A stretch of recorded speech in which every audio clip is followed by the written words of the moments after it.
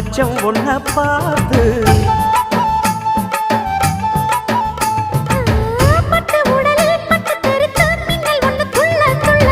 வெக்கம் துடிக்க விளக்கணைக்க ஜன்னல் கண்ணை மூடிக்கொள்ள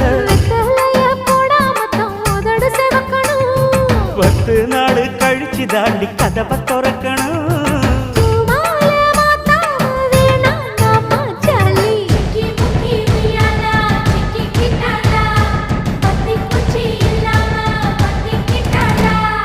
மச்சாங்கிட்ட முந்தானைய தந்து வப்பாளா